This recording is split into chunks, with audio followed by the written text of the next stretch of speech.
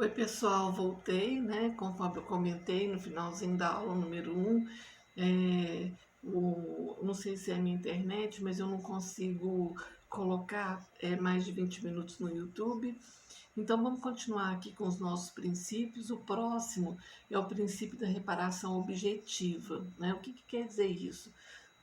É a responsabilidade civil dos danos causados ao consumidor, ela é, em regra, no Código de Defesa do Consumidor objetiva, ou seja, independentemente da discussão de culpa.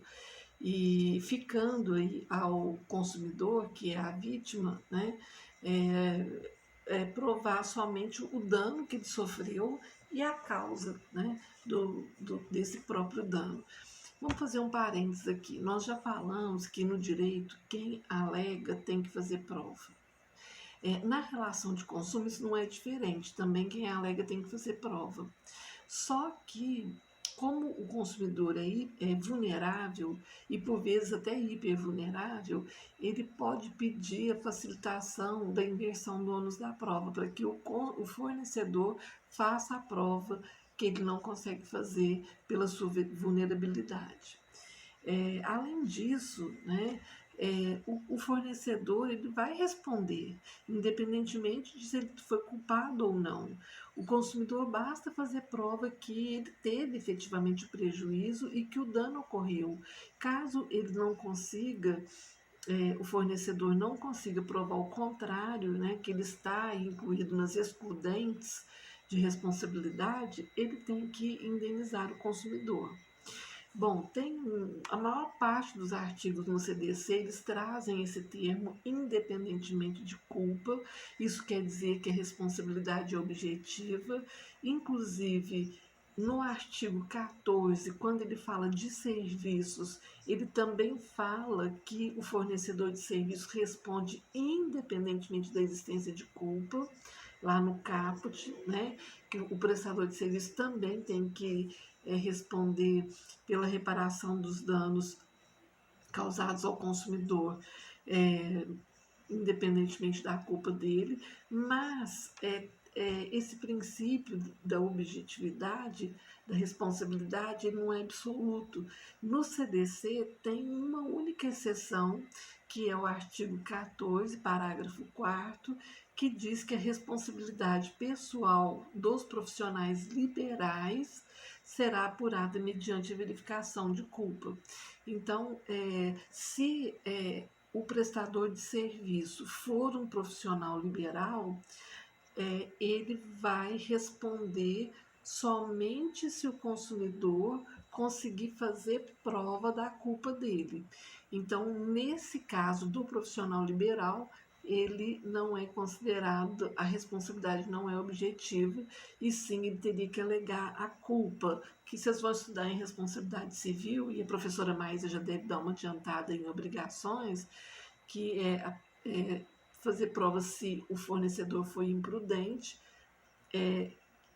imprudente, imperito ou se ele foi negligente. Gente, negligência, imprudência e imperícia. Né? O que é ser imprudente? É fazer aquilo que não deveria ter feito. Negligente é quando a pessoa deixa de fazer alguma coisa que ela deveria ter feito. E imperito é fazer mal aquilo que ela deveria ter feito bem. Tá? Então ele tem que fazer prova dessa culpa. Quando a pessoa é profissional liberal, ele responde somente se o consumidor conseguir fazer prova da culpa dele. Bom, só para fazer um outro parênteses, uma observação, o advogado, em relação ao seu cliente, ele tem uma característica, por meio dos sujeitos, de ser uma relação consumerista, porque tem fornecedor, que é o advogado, prestador de serviço, de um lado, e tem o consumidor, que é o seu cliente, que busca esse serviço no mercado mediante remuneração. Só que a OAB, por meio do seu estatuto, já entende, né, que existem muitos juízes também que entendem nesse sentido, que como tem uma legislação específica para buscar a responsabilidade dos advogados, então a relação do advogado com o cliente não entraria aí não se enquadraria como uma relação de consumo, embora tenha todas as características para ser, tá? Bom, o próximo princípio é o princípio do adimplemento substancial. É muito legal falar sobre isso, porque nós estamos numa época difícil, às vezes, de cumprimento de algumas obrigações, até pelo próprio momento que nós estamos vivendo, né? É, esse princípio ele não está explicitamente previsto pelo Código de Defesa do Consumidor. E o que se trata disso? Ele repele a resolução do negócio se o adimplemento foi realizado de modo substancial, ou seja, se a parte inadimplida é mínima em relação ao todo. O que quer dizer isso? Por vezes o consumidor fez aí um contrato de 24 prestações. Ele já está lá na 19ª prestação, fazendo pagamento. E na 20ª ele se torna inadimplente. E o inadimplemento traz aí no contrato uma cláusula que é aquele que fica inadimplente, por vezes, às vezes pode perder o bem, pode fazer uma busca e apreensão do bem pelo inadimplemento. Então, nesses casos em que, né, a quantidade a ser adimplida, o que falta para pagar, é mínima em relação ao que ele já pagou, olha, do exemplo 24, 19 foram pagas, ele pode argumentar, né, com que houve já nesse contrato um adimplemento substancial. Com isso, claro que não tem como nós pedirmos para não pagarmos o restante das prestações, mas é possível enquadrar num outro princípio, que é o que vem logo abaixo, que nós vamos falar agora, que é o princípio da conservação do contrato. Então, às vezes, é melhor manter um contrato, resolver de formas em que o consumidor possa adimpli-lo. Mantê-lo é tão bom para o fornecedor quanto para o consumidor. Então, diz que conserva-se o contrato e as partes entram aí num bom senso, no meio termo, para ver qual é a melhor forma do consumidor que está inadimplente adimplir o restante que falta aí das prestações. Então, o princípio da conservação dos contratos, ele diz respeito à continuidade, né, de um contrato, em cujas cláusulas se verificam aí certas invalidades. Então, o Código de Defesa do Consumidor, ele estabelece que a nulidade de uma cláusula só não contamina o contrato todo. Por isso que eu até já comentei com vocês, quando vocês estiverem estudando contratos, vocês vão tomar gosto por isso, né, que é de fazer a leitura toda, porque aí vocês já vão saber a teoria geral dos contratos. É muito importante que quando vocês estiverem lendo, vocês leiam o contrato todo, porque pode ser que uma cláusula seja abusiva no primeiro momento, mas logo em seguida, talvez aquela obrigação que parecia abusiva para o consumidor, ela também está em equiparação para o fornecedor. Então, pode acontecer, né, que se a abusividade for tamanha e perder o próprio objeto contratual, que todo o contrato seja nulo.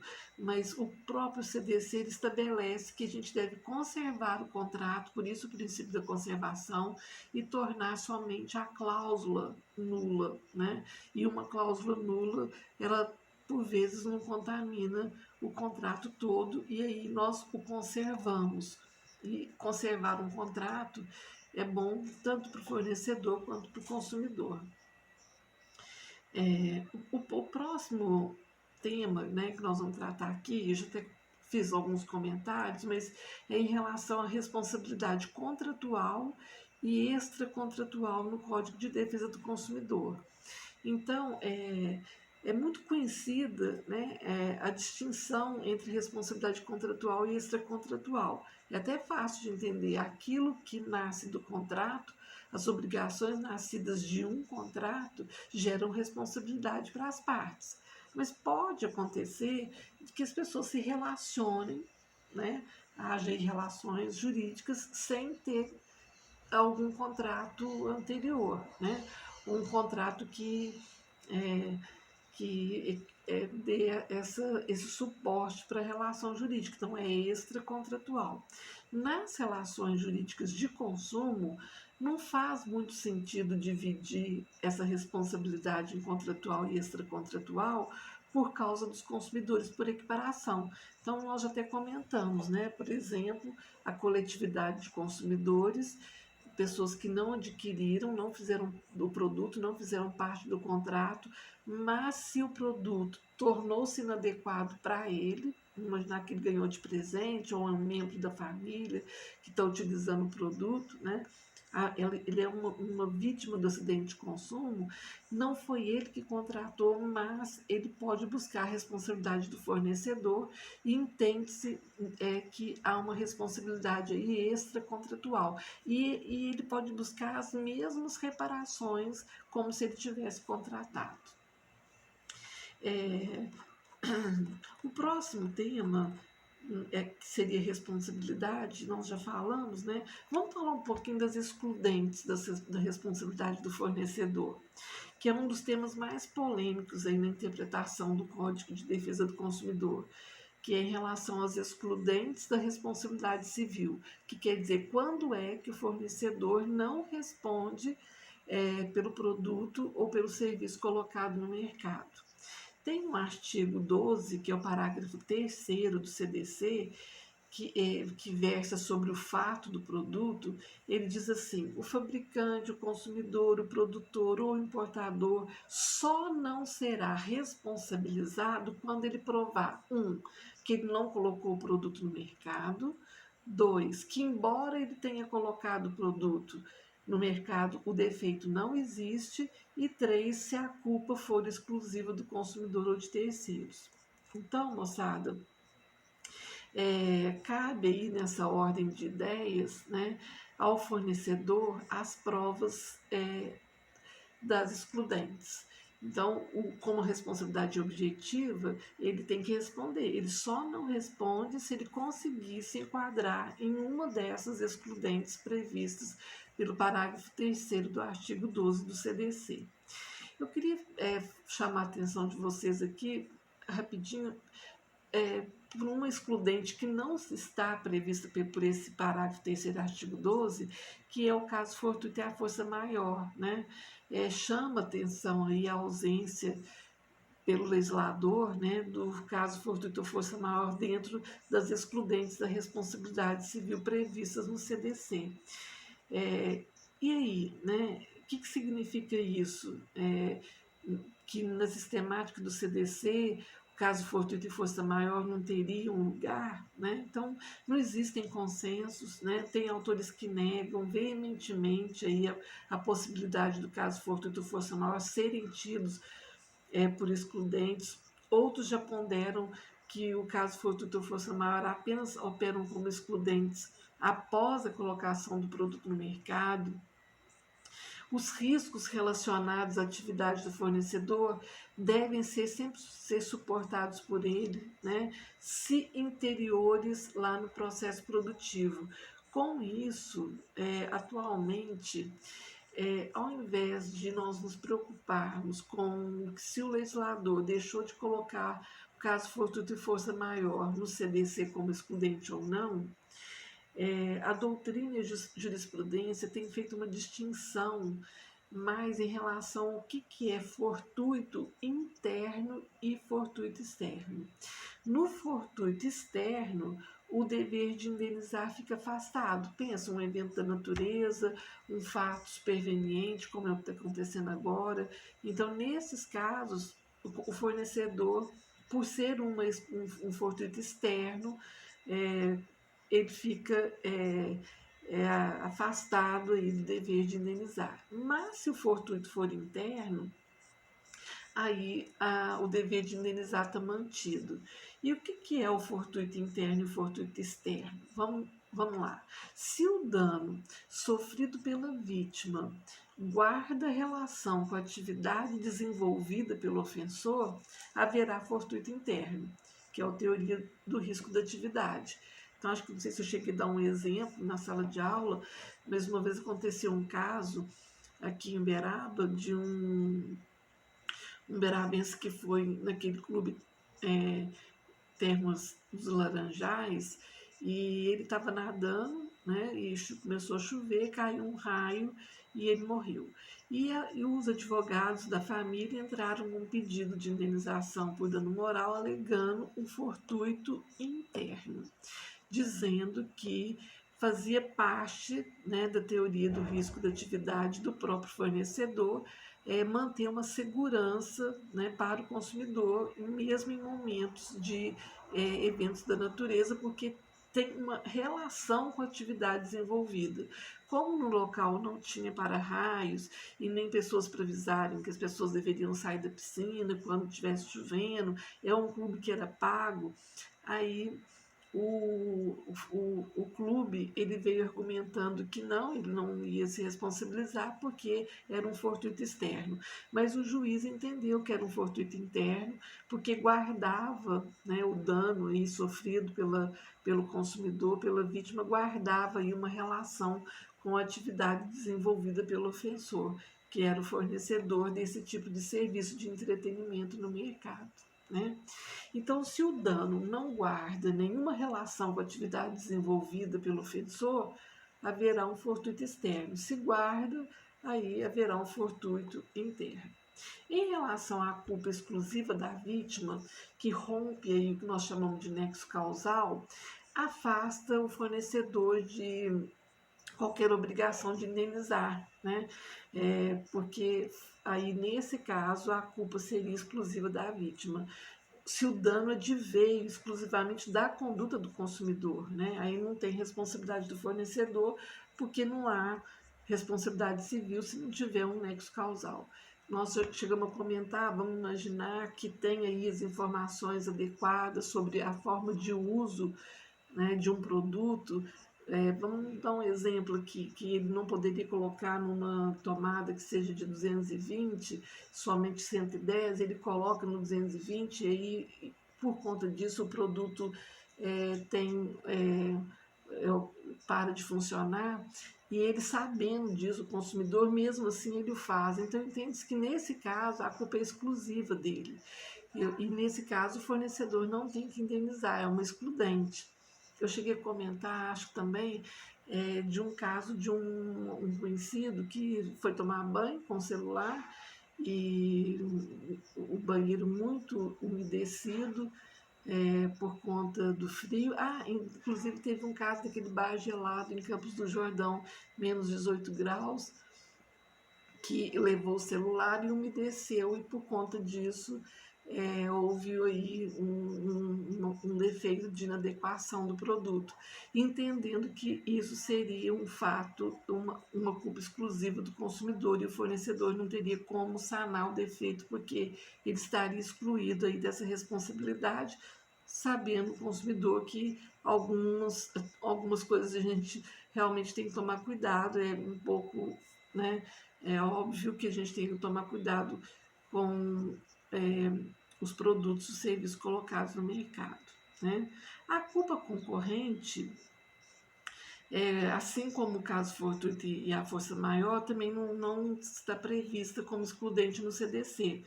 Apenas a culpa exclusiva do consumidor, mesmo porque falar em culpa concorrente do consumidor com o fornecedor, os dois concorrendo para que o dano ocasionasse, eu teria que aí dizer que a responsabilidade nas relações de consumo dependeriam de culpa, mas elas independem de culpa, então não há que se falar em culpa do fornecedor, portanto, o legislador não colocou a culpa concorrente dos dois para fazer com que as partes o fornecedor não tenha que indenizar. Essa questão da culpa concorrente, ela é usada hoje apenas para reduzir proporcionalmente aí a reparação, o quanto, né, da reparação. Então, a culpa, como foi dito, né, não participo da configuração da responsabilidade do fornecedor, mas o STJ tem admitido, por vezes, a culpa concorrente com uma causa de minoração do valor da reparação, até para diminuir, né, proporcionalmente às circunstâncias do fato. É o caso, por exemplo, de um contrato de transporte em que um transporte interestadual, que é obrigatório o uso do cinto de segurança, o consumidor sabe disso, foi informado a respeito do assunto e não usou. E aí acontece um acidente de trânsito e aí a família ou o próprio consumidor buscam a responsabilidade aí do transportador. Se a causa do prejuízo, do dano que esse passageiro sofreu, se deu também pela falta do uso do cinto de segurança, entende-se que os dois agiram com culpa. Então, nesse caso, só valeria para minorar, né, ou para diminuir aí o valor da reparação. Se o valor da reparação, por exemplo, é de 10 mil, então que seja proporcional às circunstâncias, proporcional o que cada um contribuiu para a causa. Às vezes a falta do uso do cinto de segurança contribuiu com 20% para o dano e 80% foi a imprudência do fornecedor. Então é sempre proporcional às circunstâncias. Bom, moçada, na próxima aula eu vou mandar uma apostila para vocês já de um novo tema que nós vamos trabalhar na nossa disciplina de direitos difusos, que é a tutela do idoso. E logo em seguida eu venho fazer um vídeo com notas explicativas a respeito do assunto e para nós debatermos também. Na próxima aula ainda, para a semana que vem, né, eu vou marcar para a semana que vem a entrega aí de um exercício de fixação, mas vocês vão ter um período de tempo bacana para responder, não preocupem, não vai atarefá-los mais do que eu sei que vocês já estão aí com tantas, né, atividades. Mas a gente vem com a tutela do idoso, que é muito bacana. Depois nós vamos falar da tutela da pessoa com deficiência e vamos fazer aí um curso de direitos difusos bem bacana, tá? Deus abençoe, até a próxima, gratidão. Eu estou com muita saudade, em breve nós vamos estar juntos novamente. E eu estou à disposição de vocês. Um beijo.